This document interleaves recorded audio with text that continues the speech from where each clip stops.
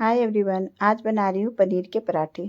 फूले फूले crispy और खास्ता, जो खाने में बहुत ही टेस्टी लगते हैं। बनाना भी बहुत आसान है। ये ना बेलने में फटेंगे भी नहीं और फूले फूले बनकर भी तैयार होंगे।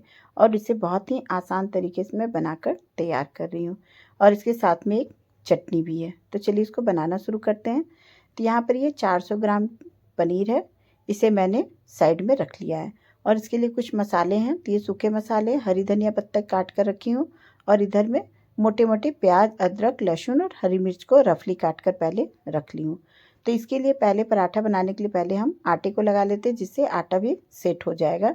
और फिर हम पनीर की स्टफिंग को तैयारी करेंगे। तो यहाँ पर मैंने 2 से 2.5 कटोरी आटा लिया लगभग। और इसमें अजवाइन को रगड़ कर डाली हूँ। और इसमें थोड़ा सा नमक डाली हूँ। फिर 1 बड़ा चम्मच घी डाली हूँ। और इसको मिलाने के बाद में इसमें थोड़ा थोड़ा पानी डालेंगे और एक सॉफ्ट सा डो लगाकर तैयार करेंगे। स्टफिंग के लिए हमेशा हम एक सॉफ्ट सा ही आटा का डो लगाकर तैयार करेंगे।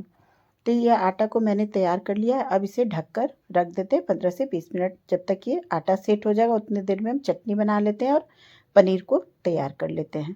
तो ये पनीर को पहले तैयार के स्टफिंग को तैयार करने के लिए मैंने एक चॉपर में प्याज, अदरक, लहसुन और हरी मिर्च को डाल दिया और इसे बारीक बारीक चॉप कर लेते हैं। चाहे तो आप इसे चाकू से भी काट कर बारीक बारीक तैयार कर सकते हैं। तो यहाँ पर प्याज, अदरक, लहसुन को मैंने चॉप करके तैयार कर लिया इस तरह से। और इधर पनीर है, इसको क्या करते हैं कि कद्दूकस करने वाले साइड से, मोटे वाले साइड से हम इसको कद्दूकस कर लेंगे, या फिर हाथों से भी इसको फोड़ कर हम तैयार कर सकते हैं। कद्दूकस करने से है कि सारा एक समान रहता है, बड़े टुकड़े इसमें नहीं रहेंगे। तो यहाँ पे पनीर को भी कद्दूकस करके तैयार कर लिया। अब इसमें मसाला मिला लेते हैं। तो हरी धनिया पत्ती को मैंने बारीक जो काट कर रखा है उसे डाल देते हैं। और फिर मसाले को डाल देते हैं। तो इसमें जीरा पाउडर है, काली मिर्च पाउडर है, गरम मसाला है, लाल मिर्च पाउडर है और थोड़ा सा हल्का सा चाट मसाला डाली हूँ। फिर प्याज, अदरक, लहसुन और हरी मिर्च को भी बारीक कटा हुआ डाल दिए। मसाला आप अपने टेस्ट के हिसाब से डालें, जो पसंद है उसे डाल सकते हैं, जो नहीं पसंद उसे आप स्किप कर सकते हैं। और अभी मैंने इसमें नमक नहीं डाला। नमक जब मैं पराठे को भरने लगूंगी तब मिलाऊंगी। अब पनीर को साइड में रख देते हैं और चटनी बना लेते हैं। तो चटनी के लिए मैंने प्याज, अदरक, लहसुन और हरी मिर्च को अच्छी तरह से भूनकर ठंडा कर लिया। अब इसे मिक्सी के जार में डाल दी हूँ। फिर इसमें नमक और धनिया पत्ता डालकर इसको बिल्कुल फाइन पेस्ट बना लिया है। और इसके बाद इसको हम कटोरी में ढाल लेते हैं। और ढालने के बाद ना इसमें 2 चम्मच मैंने टमाटो केचप को डाला है, सॉस को। तो इससे ना इसका चटनी का टेस्ट और भी बढ़ जाता है। और चाहे तो आप इसमें एक तड़का भी लगा सकते हैं, पर मैं इसमें तड़का नहीं लगा रही हूँ। ऐसे ही ये चटनी का टेस्ट बहुत अच्छा आता है। तो अब पराठा बनाने के लिए मैंने पनीर में नमक को मिला लिया है। और आटे को एक बार मिला लेते हैं। और मिलाने के बाद इसमें से एक लोई तोड़ लेंगे। और लोई तोड़ करके इसको हम एक बड़े से रोटी के आकार में हम इसको पहले बेल लेते हैं। फिर इसमें हम पनीर को इस तरह से तिकोने शेप में भरकर अच्छी तरह से तैयार कर लेंगे। और उसके बाद उसी तरह से हम रोटी को तिरछा तिरछा ही बंद करेंगे। इस तरह से तो पराठा बनाने से क्या होता है कि पराठा फटता भी नहीं है और पनीर भी खूब अच्छे से पराठे के अंदर भरा हुआ होता है, जो खाने में ना बहुत ही टेस्टी लगता है। तो है ना ये बनाना आसान। तो इस तरह से भी आप पराठा बनाकर तैयार कर सकते हैं, या फिर आप कटोरी की तरह से आटे को बनाकर भी उसमें भर लेंगे पनीर को, और भरकर दबाकर उसे भी सूखा आटा लगा लगा कर हम बेलकर बना सकते हैं। पर इस तरह से पराठा बनाने में भी आसान है और बिल्कुल भी फटकर पनीर बाहर नहीं आता है। अब थोड़ा सा सूखा आटा इसमें लगा करके हाथ से ही पहले इसको दबा दी हूँ। और दबाने के बाद बेलन से थोड़ा सा 2-4 बार हल्के हाथों से इसको चला देंगे, जिससे ना पनीर पराठे के अंदर अच्छी तरह से सेट हो जाएगा।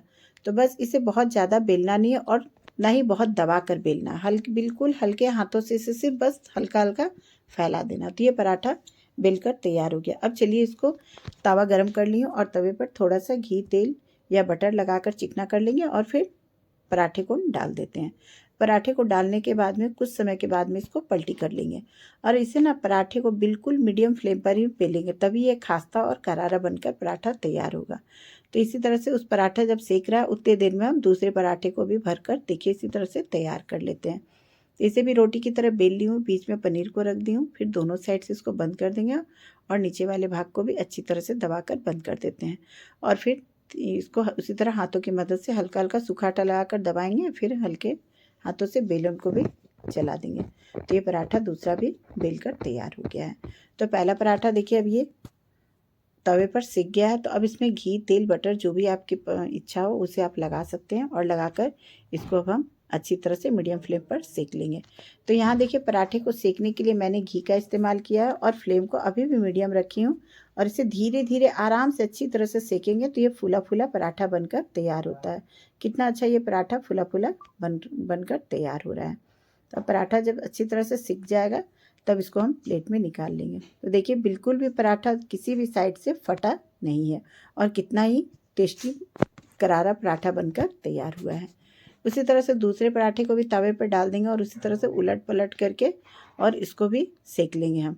तो दूसरा पराठा भी तैयार हो गया। इसी तरह से तीसरा भी पराठे को हम बनाकर तैयार कर लेंगे। तो पराठा बनाना इस तरह से कितना आसान है, पनीर का पराठा हो या फिर आप किसी भी चीज़ का पराठा को इस तरह से आप बनाकर तैयार कर सकते हैं, जो कि खाने में भी टेस्टी लगता है, बनाना भी इस तरह से आसान है, और बच्चे भी इसे बहुत पसंद से खाएंगे। लंच बॉक्स में भी दे सकते हैं, लंच में बना सकते हैं, डिनर में बना सकते हैं, जब इच्छा हो तब इसे बनाएंगे। और देखिए कितना अच्छा इसमें पनीर चारों तरफ पराठे में फैला हुआ है, कहीं भी ऐसा नहीं है कि पनीर खाली है, पनीर नहीं पहुंचा है। तो इसे इस तरह से चटनी के साथ में मैंने पनीर के पराठे को बनाया और सर्व किया। तो आपको अगर पसंद आया हो पनीर के पराठे की रेसिपी तो लाइक, शेयर और कमेंट करिए, और फिर मिलते हैं अगली वीडियो में। तब तक